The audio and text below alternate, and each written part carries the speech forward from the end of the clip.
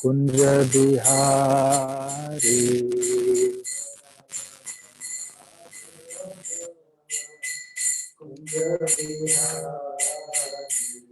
जय गोपी जन वल्लभ गिरिवरधारी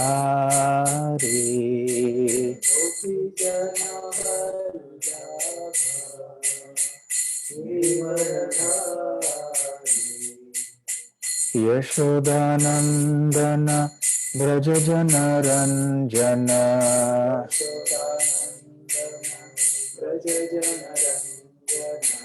यशोदानंदन ब्रज जन रंजन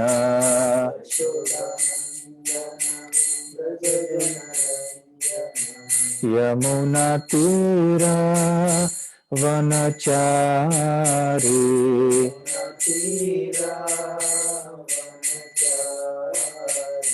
यमुना तीरा वनचारी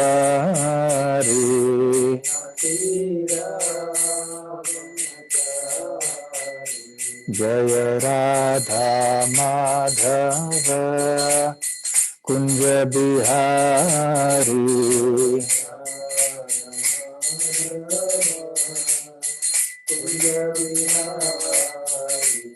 जय श्री कृष्ण चैतन्य प्रभु नित्यानंद श्री अद्वैत गदाधर श्रीवासादि गौर भक्त वृंद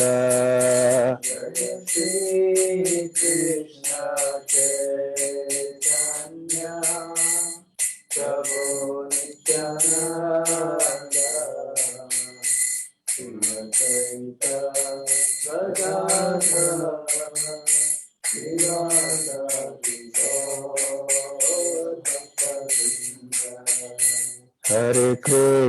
हरे कृष्णा कृष्णा कृष्णा हरे हरे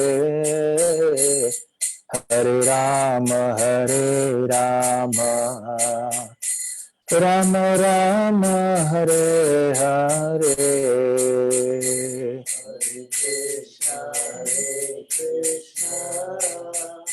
कृष्णा कृष्णा हरे हरे हरे राम राम हरे हरे हरे कृष्णा कृष्णा कृष्णा हरे हरे हरे राम राम राम हरे हरे हरे कृष्णा कृष्णा कृष्णा हरे हरे हरे राम राम राम हरे हरे कृष्णा कृष्णा कृष्णा हरे हरे हरे राम राम राम हरे हरे हरे कृष्णा कृष्णा कृष्णा हरे हरे हरे राम राम हरे हरे हरे कृष्णा कृष्णा कृष्णा हरे हरे हरे राम राम राम हरे हरे हरे कृष्णा कृष्णा कृष्णा हरे हरे हरे राम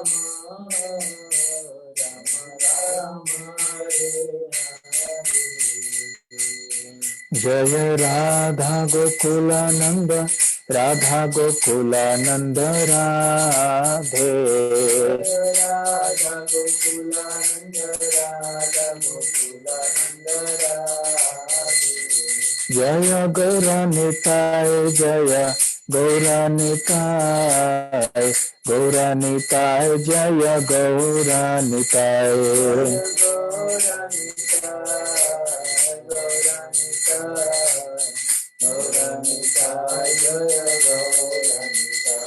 जय जगन्नाथ जय जगन्नाथ बलदेव जय सुभद्रा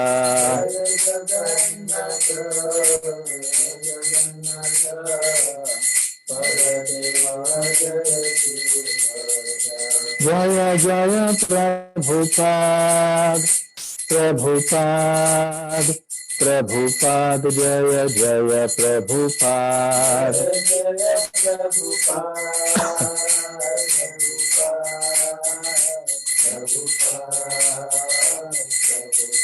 निताय गौरा हरि बोल हरि बोल हरि बोल निताय गौरा हरि बोल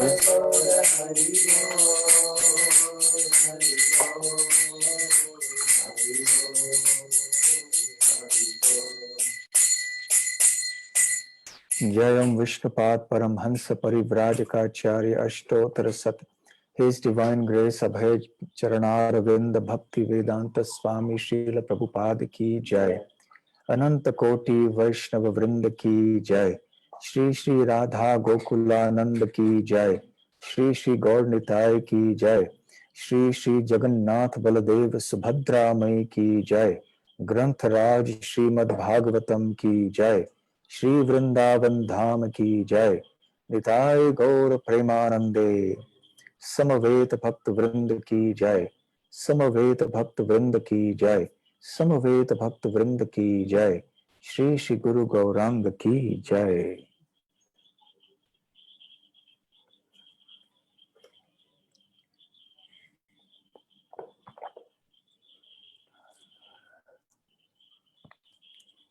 ओम नमो भगवते वासुदेवाय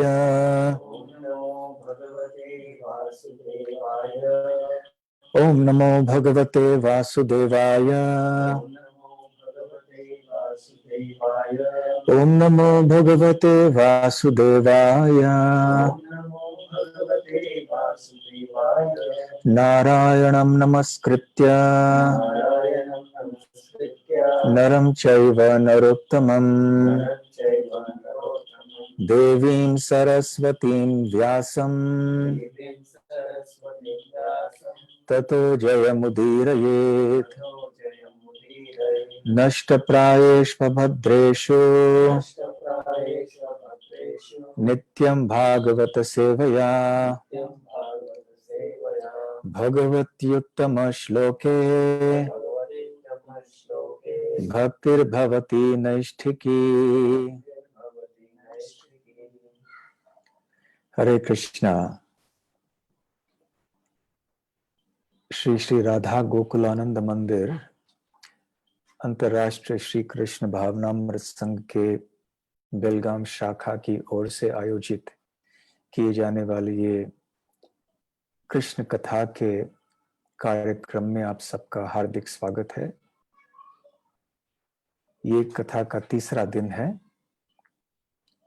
प्रसंग ये चल रहा है कि मथुरा में जब श्री कृष्ण लौट के आए अवंतीपुर से, तो उन्होंने उद्धव जी को अपने पास बुलाया और निवेदन किया कि वे वृंदावन जाके उनके माता पिता और गोपियों को सांत्वना दें, क्योंकि वे सभी कृष्ण के विरह के दुख में बहुत पीड़ित थे, शोकग्रस्त थे। तो उद्धव जी फिर वहां से निकल पड़े। वैसे उद्धव शब्द का अर्थ होता है एक आनंद का उत्सव। और कृष्ण ये चाहते थे कि जिस प्रकार से जब कोई उत्सव होता है और सभी लोग बहुत ही आनंदित हो जाते हैं, प्रसन्न हो जाते हैं, एक वातावरण इस तरह का बन जाता है कि सभी लोग खुश हो जाते हैं।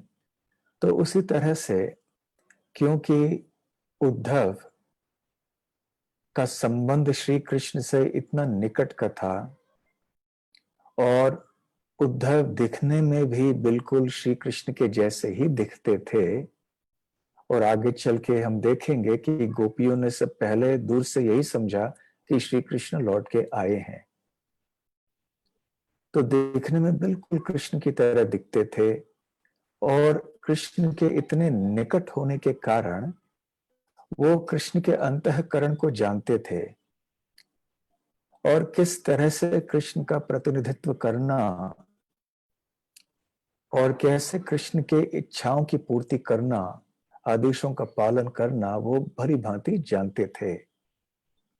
तो श्री कृष्ण की ये इच्छा थी कि जब वहां उद्धव चले जाएंगे वृंदावन में, गोकुल में, तो सारे व्रजवासी और विशेष रूप से उनके माता पिता और गोपियां इस उत्सव मूर्ति उद्धव को देखकर प्रसन्न होंगे और उनके मन में जो कष्ट, विरह से उत्पन्न होने वाला जो कष्ट था वो मिट जाएगा।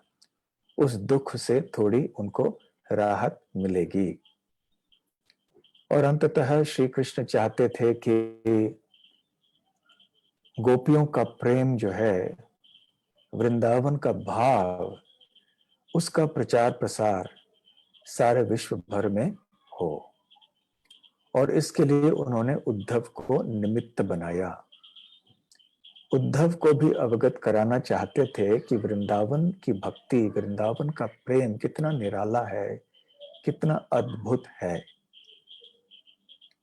तो निकल पड़े उद्धव अपने रथ पे सवार होकर, और सायंकाल के समय, गोधूली समय, जिसको गोधूली बेला भी बोलते हैं, उस समय वहां पर पहुंचे। जब पहुंचे तो गाय लौट रहे थे गांव में। दिन भर वन में चर रहे थे और चल रही थी ये गाय, और शाम के समय आ गई वापस गांव में। हमें याद रखना है कि नंद महाराज के पास लाखों की संख्या में गाय थी। तो जब सारे गाय लौट के आ रही थी तो हम कल्पना कर सकते हैं कि कितनी धूल उड़ी होगी उस समय। तो इस धूल के उड़ने के कारण एक धुंध जैसे बन गया था, कोहरा जैसे बन गया वहां पे, और कुछ दिखाई नहीं पड़ रहा था, मानो कि जैसे कोई तूफान जैसे कुछ हो। हालांकि हवा नहीं बह रही थी। और इसलिए जब उद्धव आए वहां पर वृंदावन में, तो छन्न यानम, तो कोई उनके रथ को देख नहीं पाया। और फिर धूल जैसे जैसे नीचे आई तो उद्धव ने ब्रज भूमि श्री वृंदावन का दर्शन किया। तो ऐसे 5 श्लोकों में श्रील शुकदेव गोस्वामी ने वर्णन किया है कि व्रजभूमि उद्धव को कैसे दिखा और कैसे सुनाई पड़ा। तो उद्धव जी ने जो दृश्य देखे, जो ध्वनियां सुनी, उनका उल्लेख यहाँ पर शुकदेव गोस्वामी इन श्लोकों में करते हैं। वैसे गोपियां और नंद बाबा, यशोदा माता, ये सब बहुत विरह में थे, बहुत दुख में थे। तो कृष्ण नहीं चाहते थे कि उद्धव वहां जाकर सबसे पहले ही इस दुख को देखें। वैसे भी ये दुख जो होता है, ये संसार के दुख की तरह नहीं होता है। ये संसार का दुख जो है, ये तो दुख है ही, बहुत कष्टप्रद है। परंतु ये संसार का जो तथाकथित सुख है, ये भी दुख है। दुख का ही उद्गम है, दुख की योनि है, ऐसा भगवत गीता में श्री कृष्ण कहते हैं। तो संसार के सुख और दुख में कोई अंतर नहीं है, क्योंकि दोनों ही दुख ही हैं।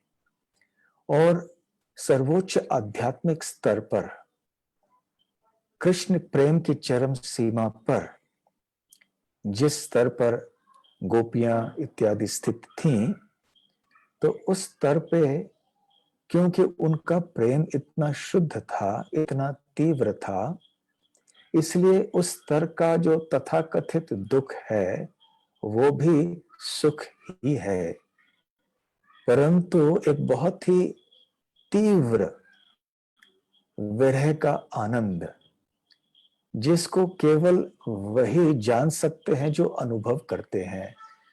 तो इस समय हमारे भक्ति के अवस्था में, साधक अवस्था में, भले हम इसको केवल बौद्धिक दृष्टि से जानने का प्रयास करें, इसका साक्षात प्रत्यक्ष अनुभव तो नहीं हो पाएगा, फिर भी श्रवण करने से कुछ एक अंदाज लग सकता है, एक कल्पना थोड़ी बहुत तो हो सकती है कि इतने तीव्र विरह के कारण उनके हृदय में बहुत आनंद था, आध्यात्मिक आनंद, क्योंकि कृष्ण का स्मरण दिव्य होने के कारण ये आनंद प्रद ही हो सकता है। कृष्ण का स्मरण कभी दुख नहीं दे सकता है। तो सबसे पहले जब उद्धव वहां गए, हो सकता है कि उद्धव इस चीज को समझे नहीं, और वो चाहते थे कि सबसे पहले जब उद्धव की यात्रा वृंदावन की प्रारंभ हो, तो प्रारंभ में ही उन्हें ऐसे शोकग्रस्त अवस्था में ब्रजवासी न दिखें। इसलिए उन्होंने अपनी इच्छा शक्ति से ये सोचा कि व्रज में एक ऐसे वातावरण हो जहां ठेठ प्रतिदिन का जो एक वातावरण होता है, जहां प्रतिदिन जो एक ठेठ हलचल होती है व्रज में, गांव में सब लोग बड़े आनंद से अपने अपने कार्यों में लगे हुए हैं, अपने अपने कर्तव्यों को निभा रहे हैं, तो ये सब उद्धव देखें।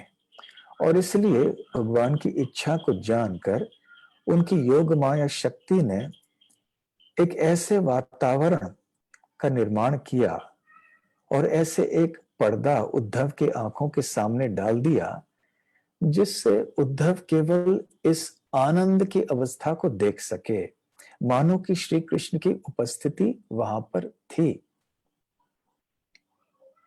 और इसलिए हर दिन की तरह जब श्री कृष्ण अपनी प्रकट लीला कर रहे थे वृंदावन में, जिस तरह उस समय भी गाय चरने के बाद लौट के आ जाती थी, फिर जो गोपगण हैं वो अपने अपने दोहन के कार्यों में, गाय बैलों को संभालने के कार्य में लग जाते थे, गौशाला में गायों को ले जाते थे। ये सारे दैनिक जो के कार्य थे वो वैसे के वैसे ही वो दिखाना चाहते थे उद्धव को, कि ऐसे वृंदावन के ग्रामीण जीवन में दिनचर्या, जीवन शैली कैसे होती थी। बहुत ही एक रमणीय वातावरण था, जो सकारात्मक भाव से युक्त था और वो आनंदप्रद था। उसमें एक तरह का विनोदीपन था, एक उत्साह था, एक एक आतुरता थी, जो प्रतिदिन कृष्ण के समय रहा करता था, अब भी था। वैसे वृंदावन में सदैव ये रहता है। और श्री विश्वनाथ चक्रवर्ती ठाकुर अपने टीकाओं में बताते हैं कि विभिन्न तरह की ध्वनियां तो थी ही, जैसे कि सुखदेव गोस्वामी कहते हैं। तो कौन से ध्वनियां थी? जैसे कल हम चर्चा कर रहे थे, जो सबसे पहले सांड जो थे वो अपनी आवाजें कर रहे थे, राम रहे थे, वो गायों के पास जाना चाह रहे थे, इसलिए आपस में उनकी लड़ाई हो रही थी।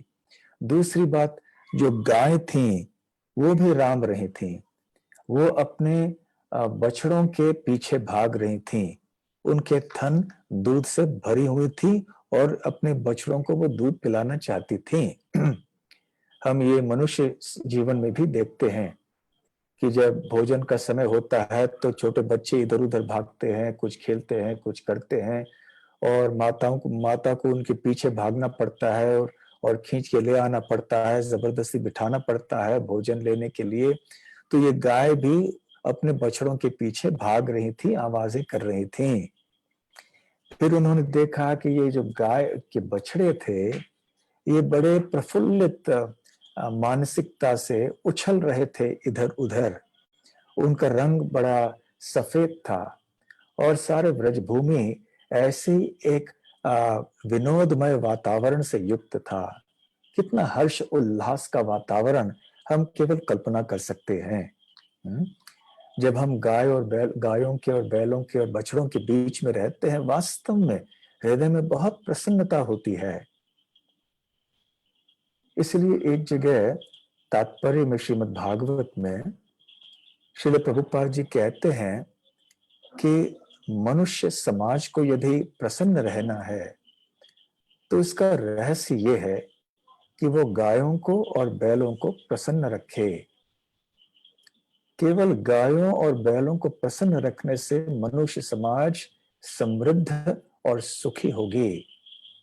परंतु यदि गायों और बैलों के प्रति अत्याचार होगा, उनकी हत्या होगी, कत्ल खाने में उनको भेज दिया जाएगा, गाय का मांस हम खाएंगे, तरह तरह से क्रूर व्यवहार उनके साथ हम करेंगे, तो इसका परिणाम बहुत भयंकर होगा मनुष्य समाज के ऊपर और हमें ये कष्ट भुगतना पड़ेगा, बहुत ज्यादा कष्ट।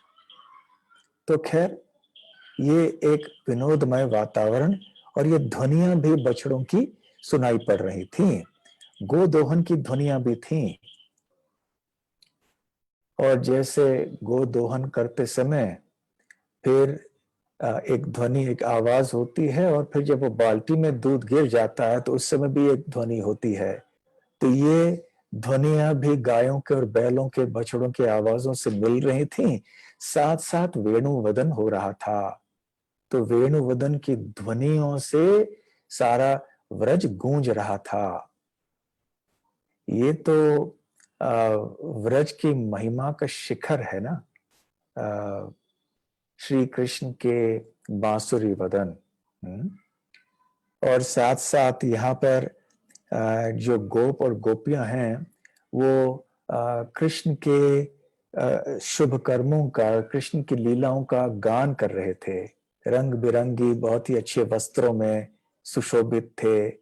इस तरह से व्रजभूमि मंडित था और हर एक घर में ये दिखाई पड़ रहा था कि तरह तरह की उपासना हो रही है, कहीं अतिथियों की, तो कहीं सूर्यदेव की, तो कहीं अग्निदेव की। ऐसे तरह तरह की उपासना हो रही थी, मंत्रों का उच्चारण हो रहा था। तो ये ध्वनियां भी थी। तो ये दृश्य, ये ध्वनियां देख रहे थे, सुन रहे थे उद्धव जी। और साथ साथ में सुंदर पेड़ और जहाँ जिनके ऊपर सुगंधित रंग बिरंगी फूल थे, तरह तरह के पक्षियां थी वहां पे, जैसे हंस, कोकिल इत्यादि। तो ऐसे एक रम्य वातावरण था और ध्वनियां भी थीं। तो श्रील विश्वनाथ चक्रवर्ती ठाकुर कहते हैं कि इन ध्वनियों के साथ साथ जो गोपों की आवाजें भी सुनाई पड़ रही थीं। गोप क्या कह रहे थे?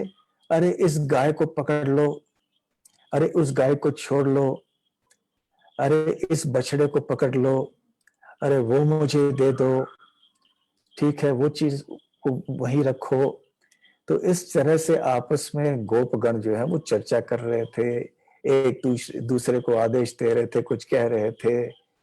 इस तरह से ये वातावरण उन्होंने देखा। तो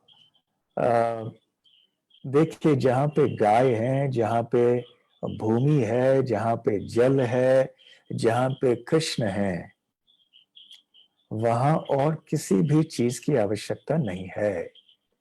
मनुष्य जीवन के सुरक्षा के लिए, समृद्धि के लिए, संपत्ति के लिए, सुख के लिए, आध्यात्मिक विकास के लिए बस इतनी ही चीजें हमें चाहिए। ये तथाकथित कृत्रिम आर्थिक विकास से कष्ट ही बढ़ रहे हैं। सब कुछ बहुत विकट और जटिल होते जा रहा है। बल्कि मनुष्य जीवन में हमें चाहिए कि हम सरल जीवन बिताने का प्रयास करें। और इसलिए वृंदावन की लीलाएं हमारे लिए बहुत श्रवणीय हैं और इनसे हमें बहुत कुछ सीखना चाहिए। केवल भगवान श्री कृष्ण की लीलाओं का स्मरण करते समय भगवान और उनकी लीलाओं का मनन तो करना ही चाहिए, परंतु जो एक वातावरण था वहां पे उसको भी ध्यान में रखना चाहिए। व्रज भूमि के ऊपर भी हमें ध्यान करना चाहिए, क्योंकि व्रज भूमि और श्री कृष्ण में कोई अंतर नहीं है। श्री कृष्ण और उनके संगियों में, उनके जो पार्षद हैं, उनके गोप हैं, गोपियां हैं, गाय हैं इत्यादि, यमुना, गोवर्धन इत्यादि, एक श्री कृष्ण से अभिन्न है। इसलिए इनका स्मरण करना भी, इनका गुणगान करना भी कृष्ण का स्मरण और गुणगान करने के बराबर है। बिल्कुल। तो अब प्रश्न ये भी उठ सकता है कि जब श्री कृष्ण ने उद्धव को बुलाया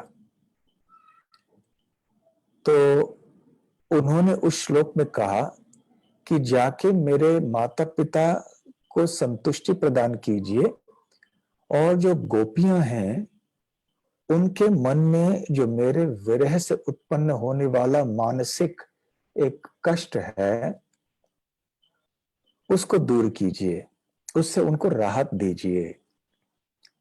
तो केवल इन्हीं की बात उन्होंने क्यों की? तो इसके लिए शुकदेव गोस्वामी ने पिछले, उसके बाद वाले 2-3 श्लोकों में गोपियों के प्रेम की महिमा का वर्णन किया। फिर भी क्या अन्य जो ब्रजवासी थे उनका प्रेम तीव्र नहीं था? क्या वो श्री कृष्ण को अपना सर्वस्व नहीं मानते थे?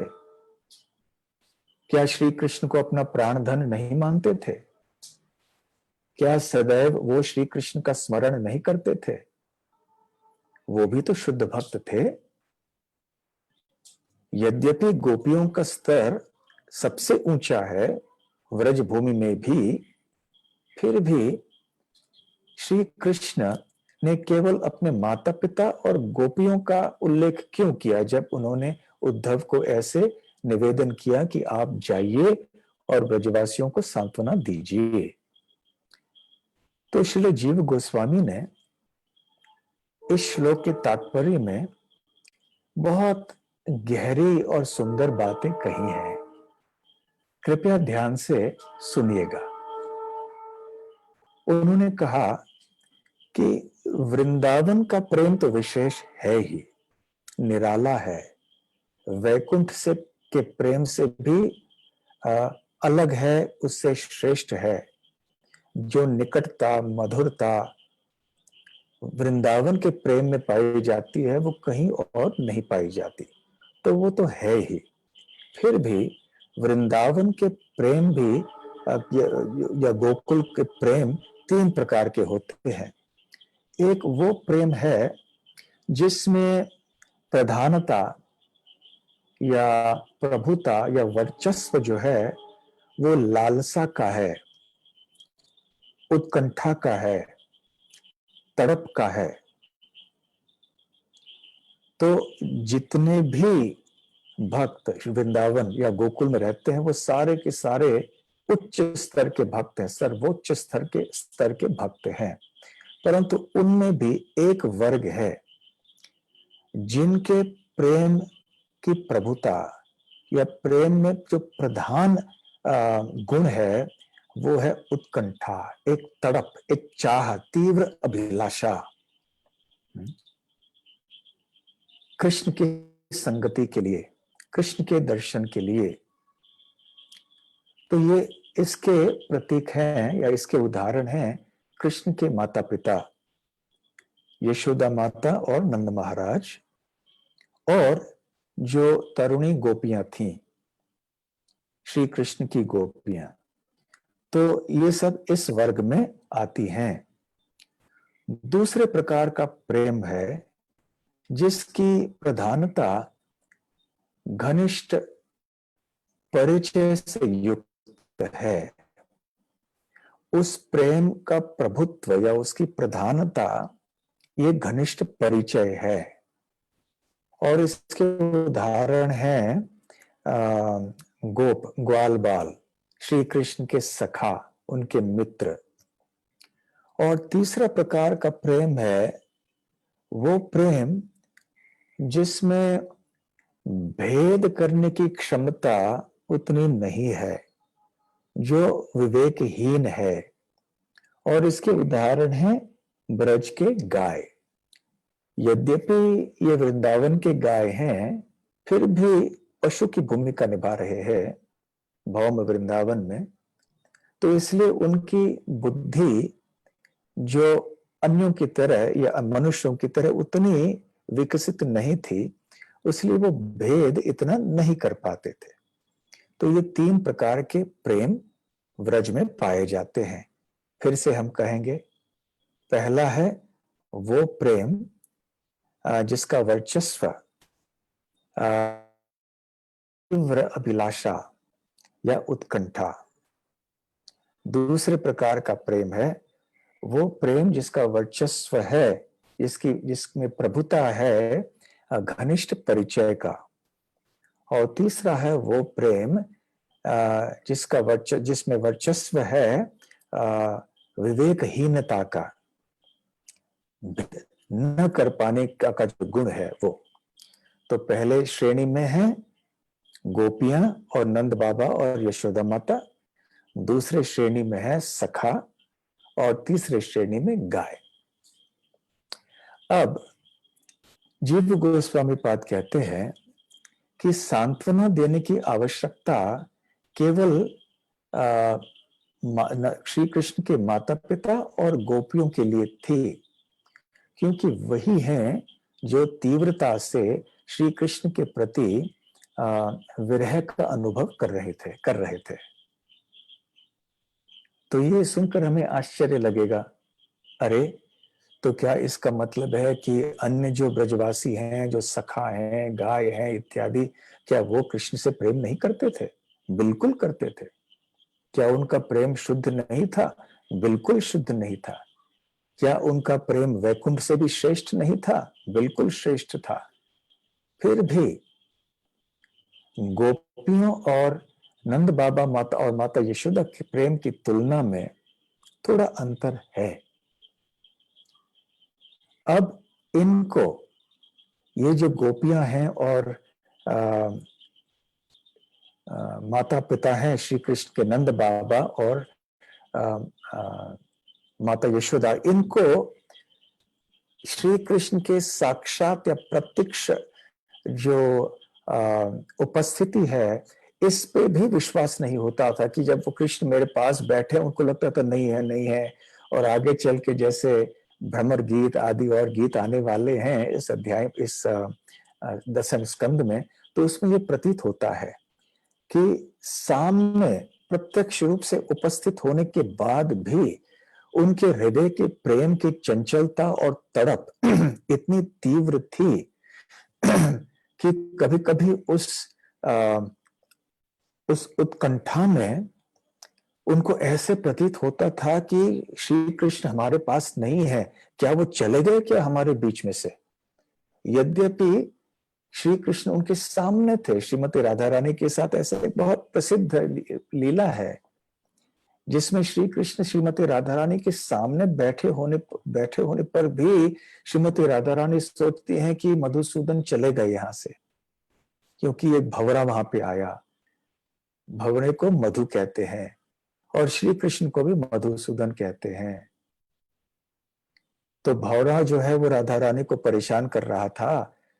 तो भंवरा जब चला गया तो श्री कृष्ण ने कहा कि मधु चला गया, तो श्री राधा रानी अपने भाव में थी, तो अपने प्रेमावेश में वो सोचने लगी कि मधुसूदन चले गए, कृष्ण चले गए।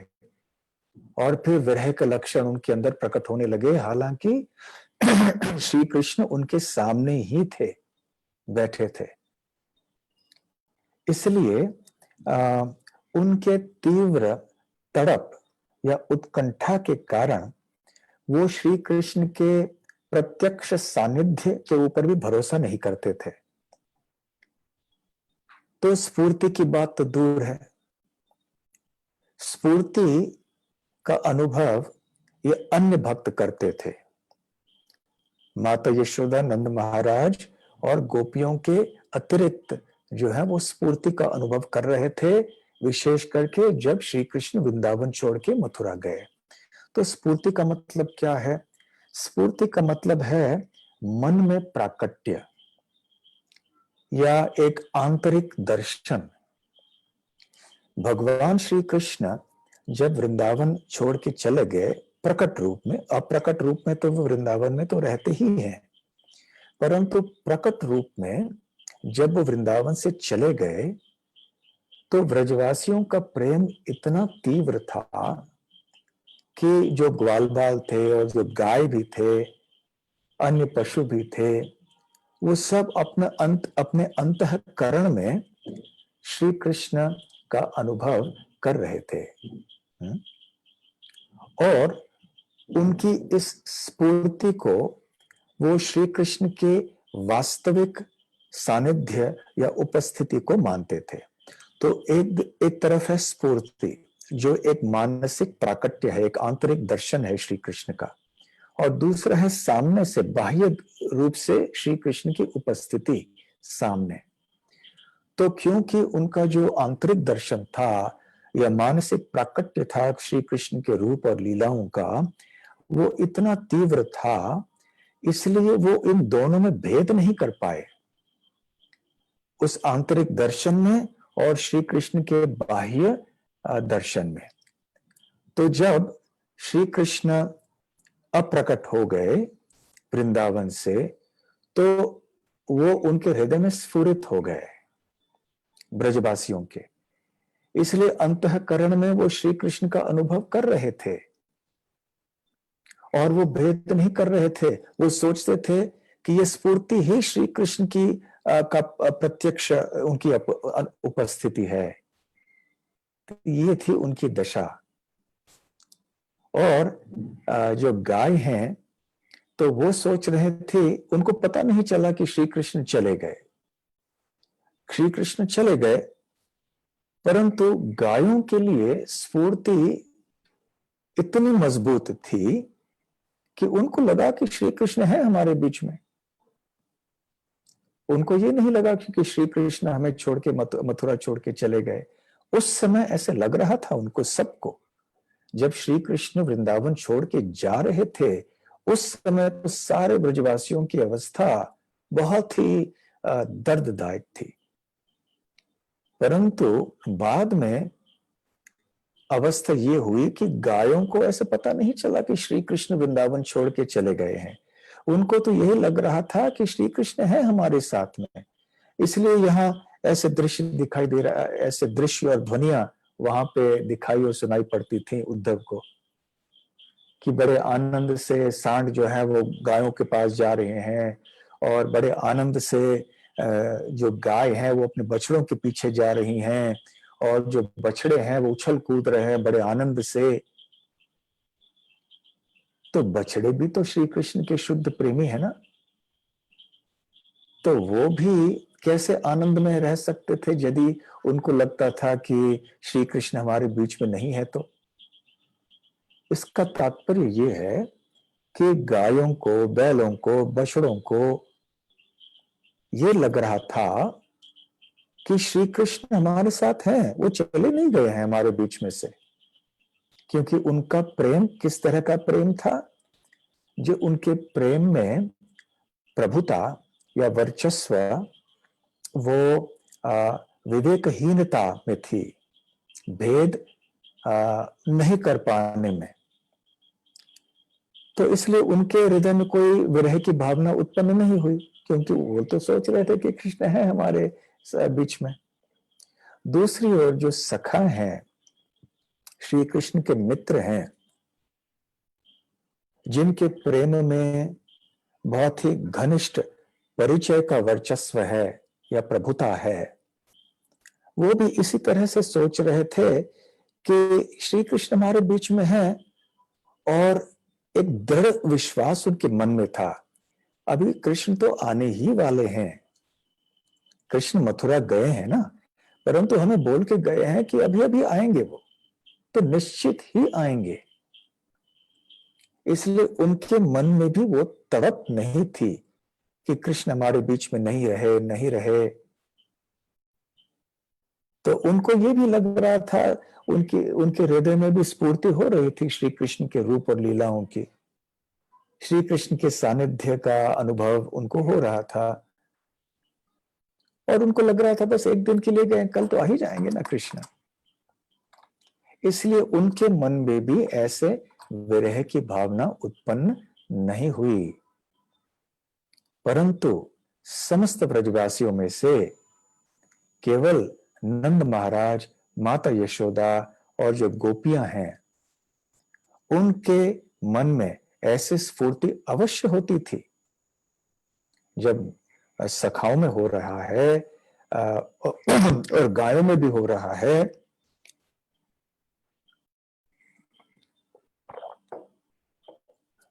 जब ऐसी स्फूर्ति उनमें भी हो रही है, तो गोपियों में क्यों नहीं होगी, माता यशोदा नंद महाराज में क्यों नहीं होगी?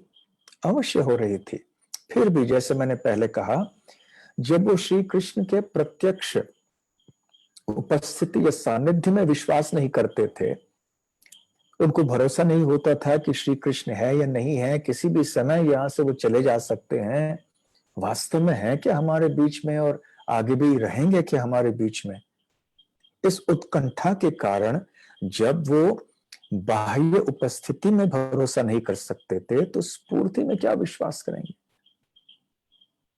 इसलिए ये दो वर्ग थे, उनके जो माता पिता का ये वर्ग, और दूसरा जो तरुणी गोपियां थीं, इनको मात्र बहुत तीव्र विरह का अनुभव हो रहा था, और इसलिए सांत्वना देने की जो आवश्यकता थी वो केवल इनको थी। इस तरह से श्रील जीव गोस्वामी अपने तात्पर्य में ऐसी सुंदर बातें बताते हैं। देखिए, इसलिए जब कृष्ण को और कृष्ण लीला को हमें समझना है, यदि वृंदावन को समझना है, तो आचार्यों की आवश्यकता है। अपनी बुद्धि के बल पर, अपनी तपस्या और साधन भजन के बल पर एकमात्र हम वृंदावन प्राप्त नहीं कर सकते हैं। वृंदावन इतनी सस्ती चीज नहीं है। केवल वो लोग जो गोपियों के पद कमलों में चलते हैं, अपने आप को ब्रजवासियों के दासों के दास मानते हैं, और उनका जो भाव इस प्रकार है, वही मात्र व्रज की महिमा को समझ सकते हैं, व्रज की माधुर्य को समझ सकते हैं। इसलिए तो चैतन्य महाप्रभु स्वयं कहते हैं, ना हम विप्रो न च नरपति, ना पि वैश्यो न शूद्रो, ना हम वर्णी न च नरपति, न वनिस्थो यतिर्वा, किंतु प्रोद्यम निखिल परमानंद पूर्णा प्रतापधेर गोपी भर्तु पद कमलयोर दास दासानु दासः।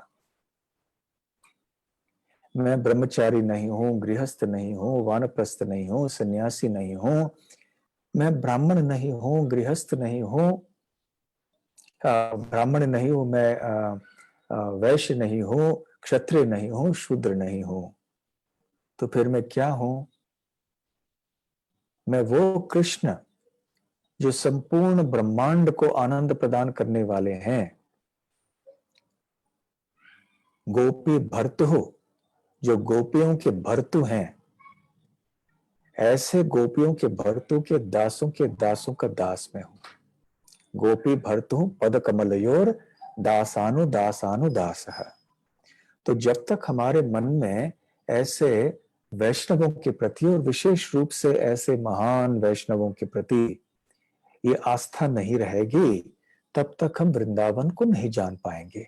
वृंदावन का प्राकट्य हमारे अंतःकरण में तब हो जाएगा जब इस गुरु शिष्य परंपरा से हम जुड़ जाएंगे और गुरु साधु शास्त्र के अनुसार वृंदावन को समझने का प्रयास करेंगे। इसलिए श्रील प्रभुपाद जी ने भी इतने सुंदर तात्पर्य लिखे हैं भगवत गीता में, श्रीमद् भागवत में, चैतन्य चरितामृत में। और जब वो इन तात्पर्यों को लिखते थे, वैसे तो वो कहते थे उनके पास एक यंत्र हुआ करता था और फिर उसको सुनकर फिर भक्त लोग उसे टाइप करते थे, फिर छपती थी पुस्तकें। तो श्रील प्रभुपाद जब ये तात्पर्य लिखते या कहते थे तो उनके सामने आचार्यों की टीकाएं होती थीं। श्रीधर स्वामी की टीकाएं, जीव गोस्वामी की टीकाएं, श्रील विश्वनाथ चक्रवर्ती ठाकुर की टीकाएं, बलदेव विद्याभूषण की टीकाएं, श्रील भक्ति सिद्धांत सरस्वती ठाकुर, श्रील भक्ति विनोद ठाकुर की टीकाएं, इन सबको साथ लेकर बैठते थे और उनका सार लेते थे और फिर आधुनिक समय के लिए इन चीजों को, इन तत्वों को कैसे प्रस्तुत करना है वो सोचते थे और फिर अपने साक्षात्कार के अनुसार फिर वो कुछ कहते थे। इस तरह से श्रील प्रभुपाद जी के तात्पर्य जो हैं ये वास्तव में ही श्री कृष्ण की वाणी से अभिन्न है, ऐसे हमें जानना चाहिए। यह है आचार्यों के टीकाओं का महत्व। इसलिए आचार्यों की टीकाओं को कभी हमें साधारण किसी आदमी का मत के समान नहीं समझना चाहिए।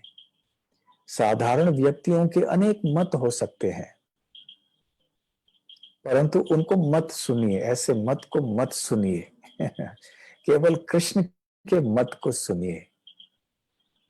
और जो श्री कृष्ण के शुद्ध भक्त हैं उनके मत को सुनिए, जैसे जीव गोस्वामी, षड गोस्वामी हैं, कृष्णदास कविराज गोस्वामी, विश्वनाथ चक्रवर्ती ठाकुर, श्रील भक्ति सिद्धांत सरस्वती ठाकुर, श्रील प्रभुपाद इत्यादि। तो खैर अब उद्धव तो पहुंच गए ब्रज और ऐसे योग माया की कृपा से श्री कृष्ण के इच्छा के अनुसार उन्होंने ऐसे ब्रज का दर्शन किया, ब्रज की ध्वनियां भी सुनी। तो अब शुकदेव गोस्वामी कहते हैं आगे कि जैसे ही उद्धव पहुंचे व्रज तो वो सीधे नंद महाराज के निवास स्थान में गए और जैसे ही वहां आए तो नंद महाराज ने उनको देखा और बड़े आनंद से वो सामने आए और उन्होंने आलिंगन किया बड़े आनंद से उद्धव को और ऐसे उनकी उपासना की मानो कि वो साक्षात वासुदेव या भगवान नारायण हैं। इसलिए शुकदेव गोस्वामी कहते हैं वासुदेव धियार्चयत, वासुदेव धिया, ये साक्षात वासुदेव ही हैं ऐसे समझकर, क्योंकि पहले तो कृष्ण की तरह दिखते थे और साथ साथ कृष्णस्य अनुचरम प्रियम। उद्धव का वर्णन ऐसे करते हैं वो कि कृष्णस्य अनुचरम अर्थात वो कृष्ण के अनुयायी हैं और बहुत प्रिय हैं श्री कृष्ण के। तो जो श्री कृष्ण के भक्त होते हैं वो उन चीजों से भी प्रेम करते हैं जो श्री कृष्ण के लिए बहुत प्रिय है। इनको तदीय कहते हैं। तो तदीय सेवा, तुलसी हो, गाय हो, यमुना हो, गंगा हो, वैष्णव हो, हम इन सब से प्रेम करते हैं क्योंकि ये सब कृष्ण के लिए बहुत प्रिय होते हैं। तो तात्पर्य में ऐसे लिखा गया है, तो क्योंकि उद्धव श्री कृष्ण के तरह दिखाई पड़ते थे, उनका रूप बिल्कुल मिलता जुलता था श्री कृष्ण से, तो जो भी उद्धव को देखता था उसे आनंद का अनुभव होता था, ठीक उसी तरह जैसे श्री कृष्ण का दर्शन करने से होता था। और यद्यपि जिस समय उद्धव वहां पर आए, नंद महाराज श्री कृष्ण के विरह के दुख में मग्न थे और दुखी थे। परंतु जब उन्होंने उत्सव मूर्ति उद्धव को देखा, आनंद के उत्सव के प्रतीक उद्धव को देखा, श्री कृष्ण के अनुयायी और प्रिय मित्र और चचेरे भाई उद्धव को देखा, तो उनके मन में बड़ी प्रसन्नता हुई और आलिंगन किया, परिष्वज्य, और उनकी अर्चना भी की, क्योंकि वो जानते थे कि ये कोई साधारण अतिथि नहीं है। और फिर शुकदेव गोस्वामी कहते हैं, भोजितम परमान्नेन, परम अन्नेन, भोजितम मतलब उनको खिलाया गया, उन्होंने ग्रहण किया। क्या ग्रहण किया? परम अन्न, परम अन्न ग्रहण किया। अब ऐसे भी श्री विश्वनाथ चक्रवर्ती ठाकुर कहते हैं कि जब से श्री कृष्ण मथुरा गए थे, तो सारे ब्रजवासी जो हैं वो, खास करके जो नंद बाबा है, माता यशोदा है इत्यादि, वो ठीक से भोजन भी नहीं ले रहे थे, ठीक से घर में कुछ पका भी नहीं रहे थे, और जो सामग्री है कोई ना कोई आके उनको दे देता था। इस तरह से सब चलता था। तो इस समय कोई एक ब्राह्मण आए थे, उन्होंने पायसम, जो खीर होती है, वो आके नंद महाराज को दी। कृष्ण की प्रेरणा से उनको पता चला कि उद्धव आने वाले हैं या कोई विशेष अतिथि ऐसे आने वाले हैं, इसलिए पहले से ये खीर आदि सब उनके पास थी। अन्यथा नंद महाराज के घर में ऐसे परम अन्न नहीं हुआ करता था श्री कृष्ण के मथुरा जाने के बाद में। परंतु अब जब वहां पर आए तो परम अन्न खिलाया नंद बाबा ने उद्धव को। और फिर संविष्टम कशिपौ सुखम, संविष्टम अर्थात उनको बिठाया। कहाँ बिठाया? कशिपौ। और सुखम, उनको बड़े आराम से एक अच्छे से पलंग पे बिठाया। ये कशिपौ या कशिपु के ऊपर, इस शब्द से हम परिचित हैं। हिरण्यकशिपु, हिरण्यकशिपु वो व्यक्ति हैं जो भौतिकतावादी के आदर्श हैं, प्रतीक हैं, आसुरी वृत्ति के प्रतीक हैं। आसुरी वृत्ति के दो चीजें हैं प्रधान, दो प्रकार से सोना का, सोना जो होता है, एक सोना अर्थात स्वर्ण, और दूसरे प्रकार का सोना अर्थात निद्रा। तो हिरण्य अर्थात स्वर्ण और कशिपु अर्थात सोना, पलंग। मुलायम रेशम के बनाए हुए पलंग पे सोना, बड़े आराम से नींद का आनंद लेना। तो ये इंद्रिय तृप्ति के प्रतीक है हिरण्यकशिपु। परंतु यहाँ तो ये शब्द है कशिपु, खैर, तो इसी शब्द का प्रयोग यहाँ पे किया जा रहा है, संविष्टम कशिपौ सुखम। उनको एक बहुत ही अच्छे पलंग पे बिठाया नंद महाराज ने। गत श्रमम, फिर उनको श्रम से तो उनको थकावट उनकी दूर हो जाए, क्योंकि दूर से आए ना, वृंदावन से आए हैं, अब मथुरा से आए हैं, तो उन्होंने पाद संवाहन आदि भी, उनके चरणों की मालिश करवाई।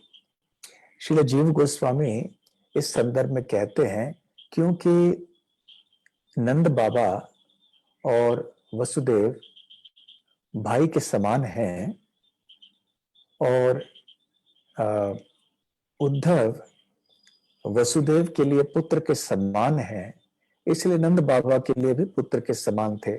इसलिए ये उचित न होता यदि नंद बाबा अपने ही कर कमलों से उद्धव के चरणों का मालिश करते।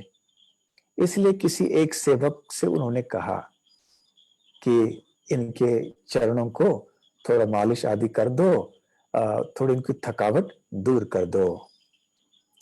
तो इस तरह से पाद संवाहन आदि भी अर्थात अन्य तरह से जैसे हो सकता है पंखा, चामर आदि चलाया होगा, चंदन आदि भी दिया होगा। जब कोई व्यक्ति, कोई अतिथि हमारे यहाँ आते हैं, बहुत थक के आते हैं, तो ये सब प्राचीन काल की पद्धतियां हैं उनके थकावट को दूर करने के लिए, शीतल जलपान कराना।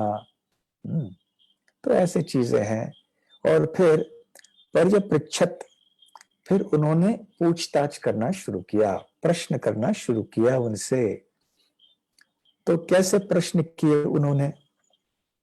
परंतु देखिए, पहले उन्होंने सेवा की, पहले अपने काम को नहीं देखा नंद महाराज ने। पहले देखा कि कैसे मेरे अतिथि की सेवा करूं मैं, मेरे अतिथि की सुविधा किसमें है। तो उन्होंने अच्छी तरह से अपने अतिथि उद्धव की सेवा की, उनके चरण मालिश करवाए, उनको अच्छे स्थान पर बिठाया, उनको खिलाया इत्यादि। और फिर जब वो आराम से बैठे रहे, उसके बाद फिर नंद महाराज को जब जो काम था वो लेकर सामने आए। नंद महाराज बहुत कुछ चीजें जानना चाहते थे उद्धव से, क्योंकि उद्धव मथुरा से आए और मथुरा में श्री कृष्ण थे। तो इसलिए अब नंद महाराज प्रश्न पूछना प्रारंभ कर रहे हैं। कच्चित अंग महाभाग सखा नः सुरनंदनः आस्ते कुशल्य पत्याद्ये युक्तो मुक्तः सुहृद्व्रतः। कच्चित, क्या, अंग, हे मेरे प्रिय उद्धव, महाभाग, हे बड़े भाग्यवान भाग्यशाली, सखा नः शूर नंदनः, नः मतलब हमारे, सखा मतलब मित्र, शूर नंदनः मतलब शूरसेन के पुत्र अर्थात वसुदेव। ये है वसुदेव और उनके पुत्र कृष्ण है वासुदेव। तो ये अ की मात्रा का अंतर है, छोटी बड़ी मात्रा में हमें ध्यान रखना चाहिए। कभी कभी भक्त वसुदेव को वासुदेव भी कहते हैं। पिता का नाम है वसुदेव और पुत्र का नाम है वासुदेव। तो सखा नः शूर नंदनः आस्ते कुशली अपत्य आद्यैहि। आस्ते, क्या वो निवास कर रहे हैं, सब कुछ कुशल मंगल तो है ना उनके साथ? क्या अपने अपत्य आदि, अपने बच्चों आदि के साथ में बड़े कुशलता से आराम से रह रहे हैं ना? युक्तो मतलब अपने इनके साथ में मिलकर रह रहे हैं ना ठीक से। मुक्तः, अब जबकि वो मुक्त हो गए हैं, पहले तो कैद में थे वो कितने वर्ष। सुहृद्व्रतः, जो अपने मित्रों के प्रति, अपने सगे संबंधियों के प्रति बहुत ही सेवा भाव रखते हैं। तो ऐसे प्रश्न किया। तो सबसे पहले उन्होंने सीधे श्री कृष्ण का प्रश्न नहीं किया, कुछ अप्रत्यक्ष रूप से पूछा। सबसे पहले वसुदेव की बात की।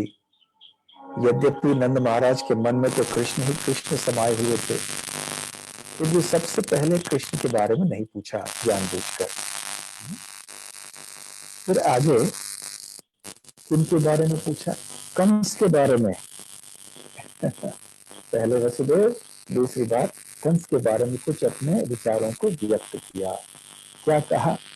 दिष्ट्या, सौभाग्य से, दिष्ट्या कंसो हतः पापः सानुग्रहस्वेन पाप्मना साधूनां धर्मशीलानां यदुनां द्वेष्टियः सदा। दिष्ट्या, बड़े सौभाग्य से, कंस हतः, उनकी हत्या हो गई। पाप, जो बहुत पापी था। ये बड़ा सौभाग्य है कि वो उस पापी कंस की हत्या हो गई। अकेले नहीं, स अनुग्रह स्वेन पाप्मना, वो उसके अनुयायियों के साथ अर्थात उनके भाइयों के साथ उनका वध हो गया। स्वेन पापमना, केवल स्वयं उसके किए हुए पापों का फल यह हुआ, इसमें और किसी का दोष नहीं है। केवल कंस के पापों का भार इतना बढ़ चुका था कि ये तो अब होना ही था। अब अच्छा है, सौभाग्य है कि अभी कंस की हत्या हो गई, उसके भाइयों की हत्या भी, उसके साथियों की हत्या भी हो गई। और कंस कैसा था? द्वेष्टि, यह सदा सदा द्वेष करता था। किन से द्वेष करता था? साधु नाम, साधुओं से द्वेष करता था। और किन से करता था? यदु नाम, यदु नाम कैसे थे? धर्मशीला नाम, वो धर्मशील थे, धर्मपरायण थे वो। तो ऐसे धर्मपरायण यदुओं से द्वेष करता था वो साधुओं से, भक्तों से द्वेष करता था। तो ऐसे कंस की हत्या हो चुकी, उसके साथियों की भी हत्या हो चुकी, ये बहुत अच्छी बात है।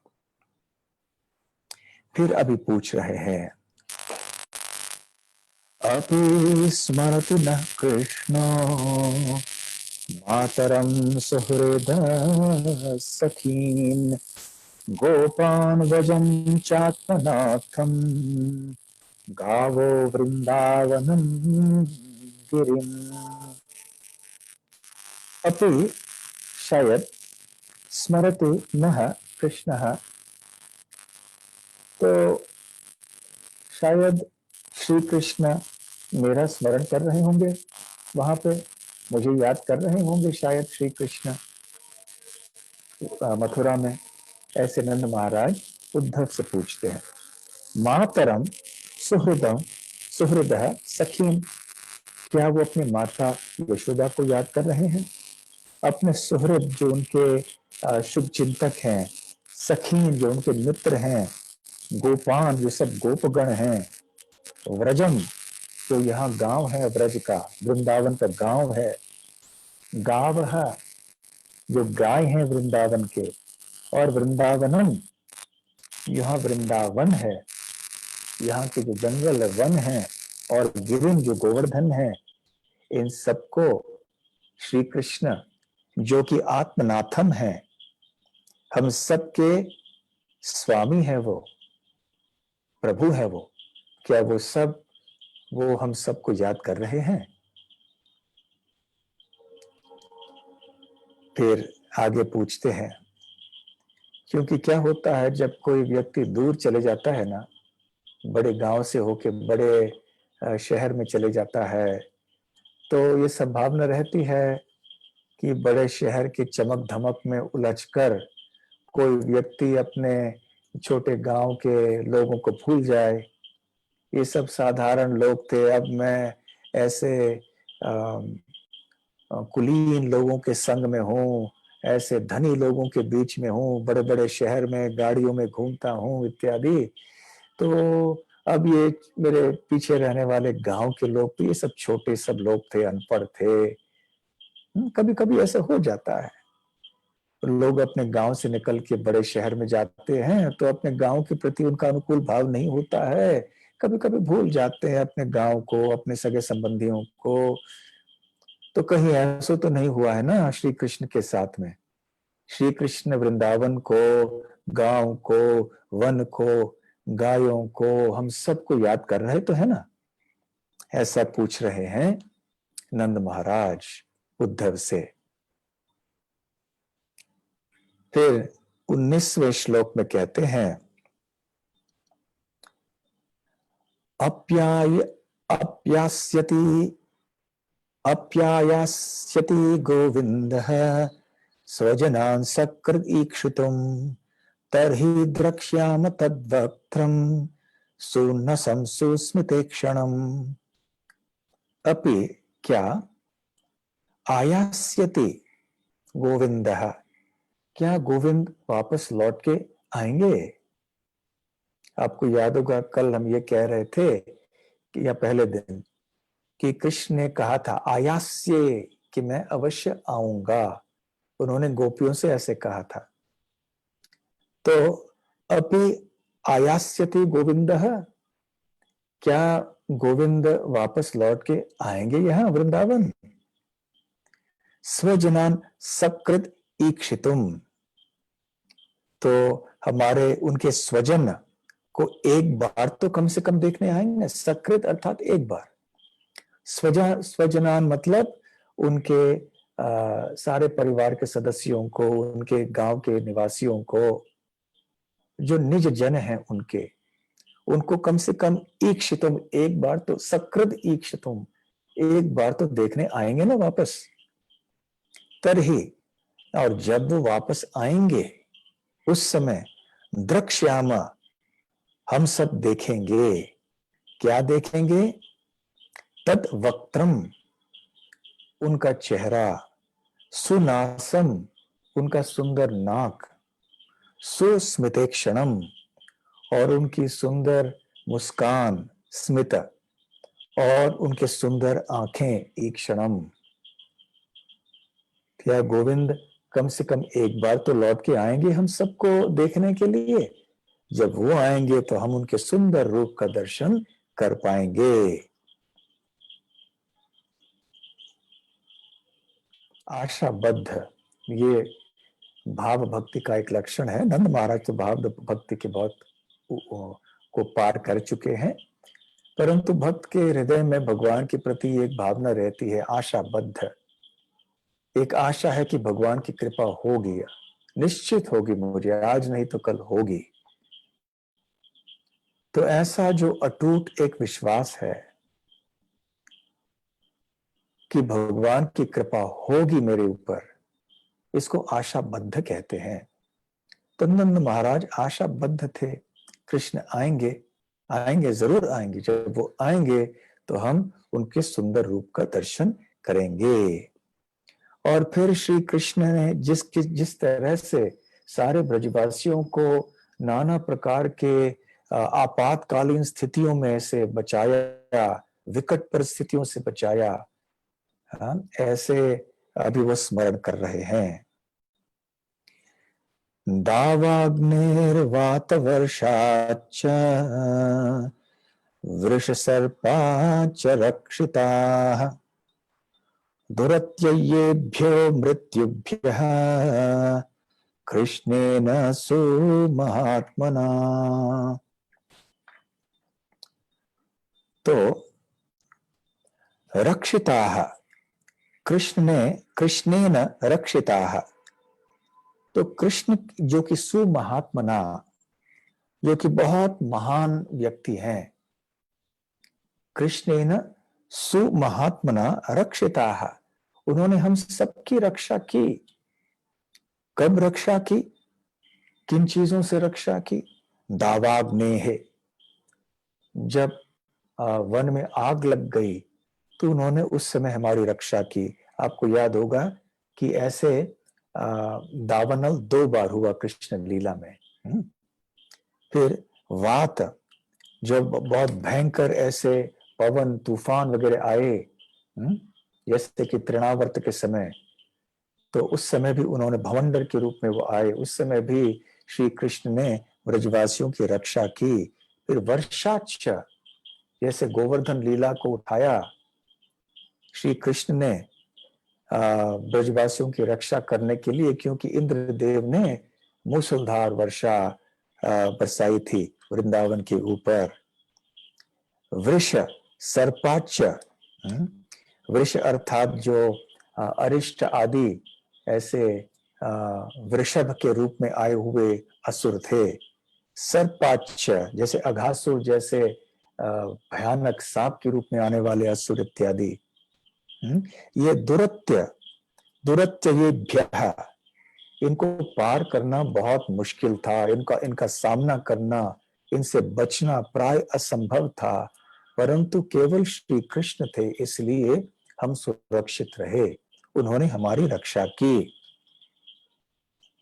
श्री कृष्ण भी भगवद गीता में कहते हैं ना, मच्चित्त सर्वदुर्गाणि मत प्रसादात् तरिष्यसि अथ चेत्तम अहंकारान न श्रोष्यसि विनंक्ष्यसि।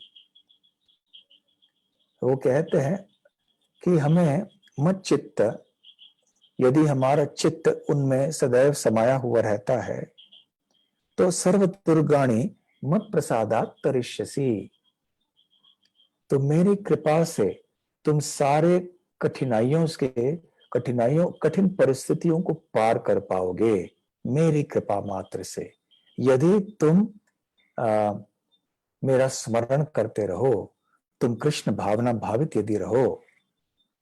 अथ चेत त्वम अहंकारं न श्रोष्यसि, यदि अहंकार वश न श्रोष्यसि, तुम मेरी बात नहीं सुनोगे तो फिर विनंक्षसि, तुम्हारा विनाश निश्चित है। परंतु ब्रजवासियों की परिस्थिति क्या थी? वो तो पूरी तरह से श्री कृष्ण के ऊपर निर्भर थे। 100% श्री कृष्ण के अतिरिक्त उनको और कोई चारा नहीं था और कोई सहारा नहीं था, न किसी के सहारे के लिए वो मांगते थे। जब भी कठिनाई होती थी कृष्ण का स्मरण करते थे। तो अभी नंद महाराज कह रहे हैं कि किस तरह श्री कृष्ण ने उनकी सारे ब्रजवासियों की रक्षा की। तो कल हम सुबह कथा को आगे बढ़ाएंगे। कल सुबह शायद हो सकता है इस कथा को बढ़ाते बढ़ाते देखेंगे कहाँ तक हम पहुंचेंगे, शायद इस अध्याय को समाप्त कर पाए। और फिर कल शाम को तो इस श्रृंखला के संबंध में प्रवचन नहीं होगा, वो तो कृष्ण जन्म के ऊपर एक साधारण कृष्ण महिमा के ऊपर कल शाम को प्रवचन होगा। परंतु कल सुबह को जो प्रवचन होगा वो इस 46वें अध्याय से संबंधित होगा। इस कथा को हम उस समय आगे बढ़ाएंगे। तो अभी हम भजन करेंगे, भजन गाएंगे।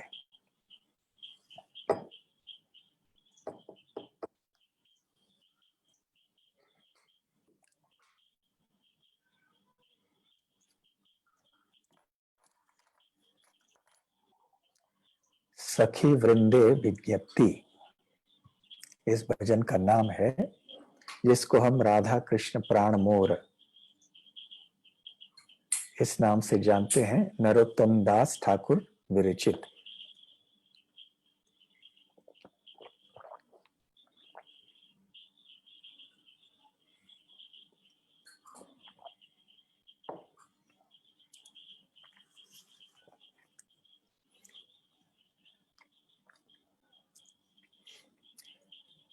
राधा कृष्ण प्राण मोर युगल किशोर, राधा कृष्ण प्राण मोर युगल किशोर।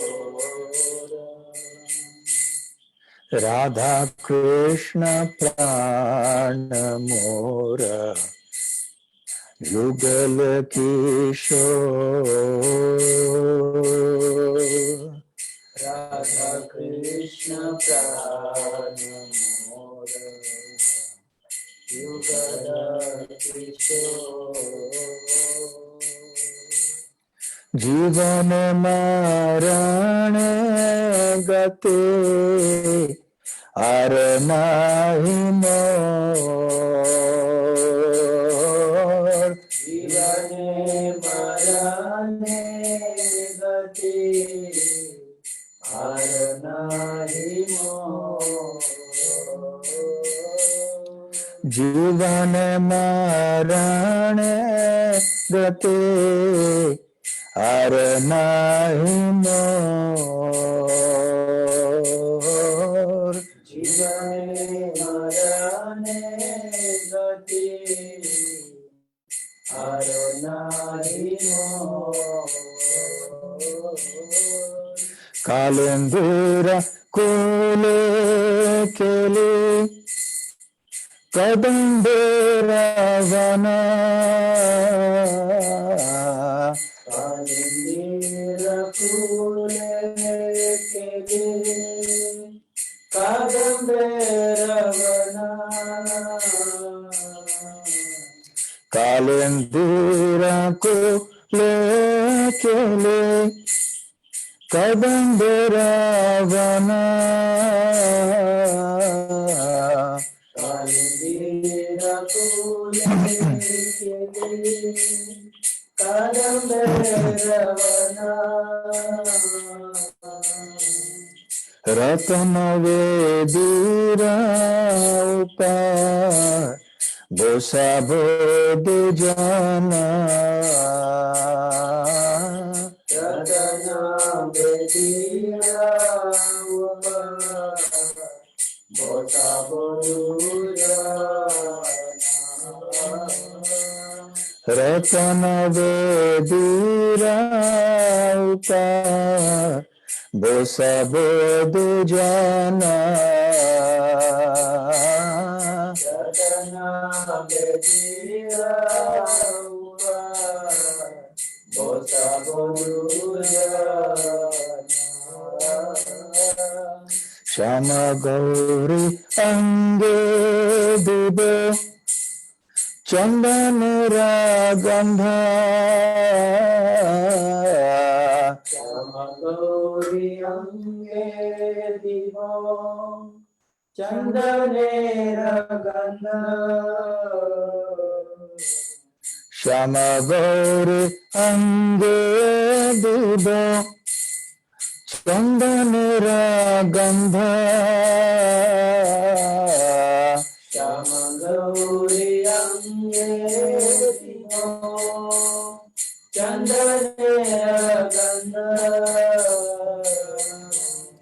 चामर ढोला कबे हेरि मुख चंद्र चामर गुलाबो कबे हेरि मुख चंद्र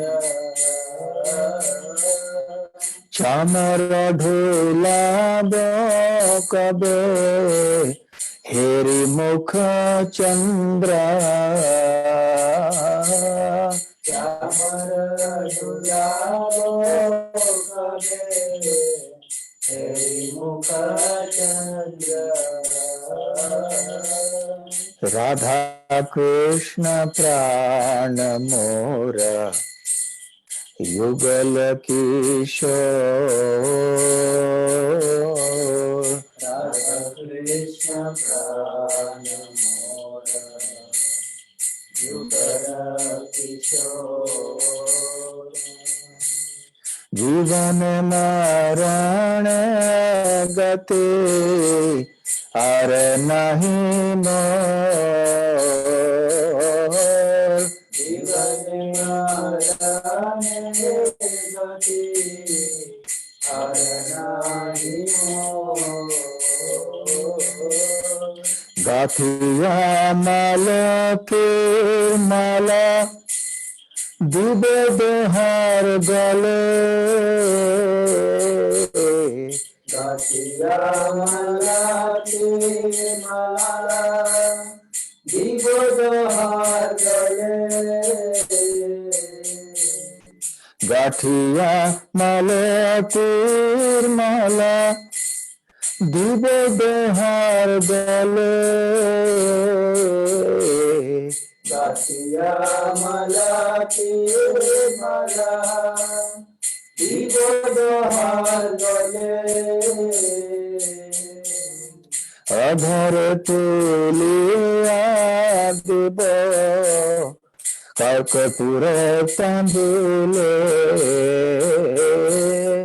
अधर तुलिया दिबो कर्पूर तांबूले अधर तुलिया दिब भरपूर तंबुले अधर तुलिया दिबो कर्पूर तांबूले राधा कृष्ण प्राण मोर युगल किशोर कृष्ण कृष्ण प्राण मोर युगल किशोर जीवन मरण गति हर नाही मोर जीवन मरण गति हर नाही मोर ललिता विशाखा दे जप सखी वृंद ललिता विशाखा जत सखी वृंद ललिता विशाखा दे जप सखी वृंद ललिता विशाखा जत सखी वृंद अभय कोरिब सेवा चरणारविंद अव्यय कोई सेवा चरणारविंद अव्यय कोरिब सेवा चरणारविंद अव्यय कोई सेवा चरणारविंद राधा कृष्ण प्राण मोर युगल किशोर राधा कृष्ण प्राण मोर युगल किशोर जीवन मरण गति हर नाही मोर जीवन मरण गति हर नाही मोर श्री कृष्ण चैतन्य प्रभु दासरनुदास श्री कृष्ण चैतन्य प्रभु दासरनुदास श्री कृष्ण चैतन्य प्रभु दासरनुदास श्री कृष्ण चैतन्य प्रभु दासरनुदास सेवा अभिलाषा करे नरोत्तम दास सेवा अभिलाष करे नरोत्तम दास सेवा अभिलाषा करे नरोत्तम दास सेवा अभिलाष करे नरोत्तम दास राधा कृष्ण प्राण मोर युगल किशोर राधा कृष्ण प्राण मोर युगल किशोर जीवन मरण गति हर नाही मोर जीवन मरण गति हर नाही मोर हरे Krishna Krishna Krishna Hare Hare Hare Ram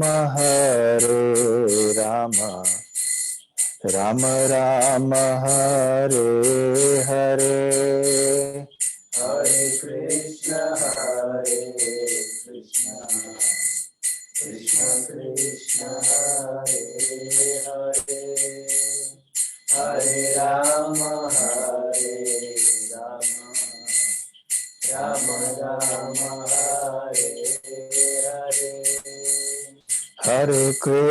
Hare Krishna Krishna Krishna Hare Hare Hare Rama Rama Rama Hare Hare Hare Krishna Krishna Krishna Hare Hare Hare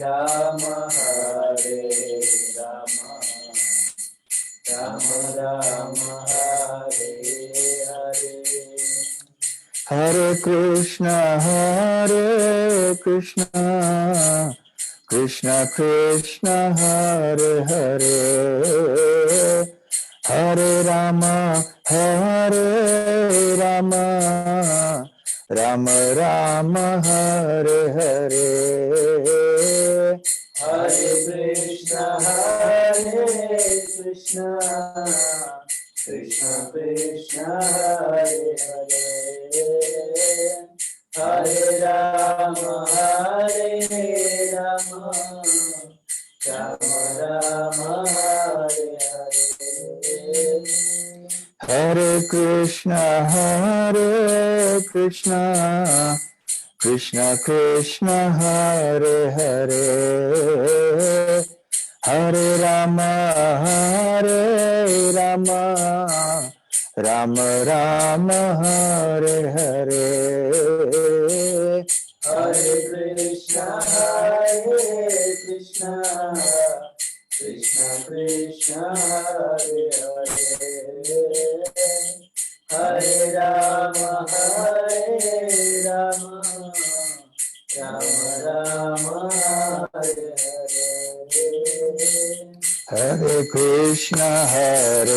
Krishna Krishna Krishna Hare Hare Hare Rama Rama Rama Hare Hare Hare Krishna Krishna Krishna Hare Hare Hare Rama Rama Rama Hare Hare Hare Krishna Krishna Krishna Hare Hare Hare Rama Rama Rama Hare Hare Hare Krishna Krishna Krishna Hare Hare Hare Rama Rama Rama Hare Hare Hare Krishna Krishna Krishna Hare Hare Hare Rama Rama Rama Hare Hare Jaya Radha Gokulananda Radhe Jaya Radha Gokulananda Radhe Jaya Gauranitai Jaya Gauranitai Jaya Gauranitai Jaya Gauranitai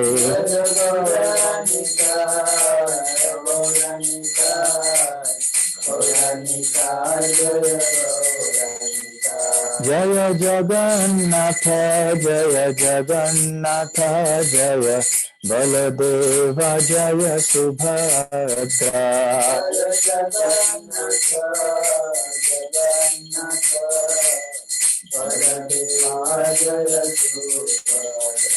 Jaya Jaya Prabhupada Prabhupada Prabhupada Jaya Jaya Prabhupada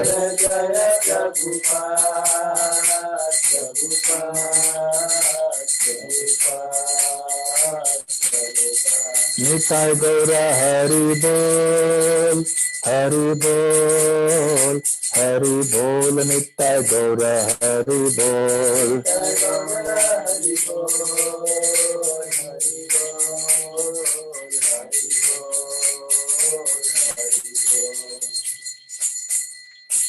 Shri Shri Radha Gokulanand की जय, श्री श्री गौर निताय की जय, श्री श्री जगन्नाथ बलदेव सुभद्रा मई की जय, श्री वृंदावन धाम की जय, ग्रंथराज श्रीमद् भागवतम की जय, श्रील प्रभुपाद की जय, श्री कृष्ण जन्माष्टमी महोत्सव की जय, गौर प्रेमानंदे। समवेत भक्त वृंद की जय, समवेत भक्त वृंद की जय, समवेत भक्त वृंद की जय, श्री श्री गुरु गौरांग की जय। हरे कृष्णा। बहुत बहुत धन्यवाद आप सबको। हरे कृष्णा।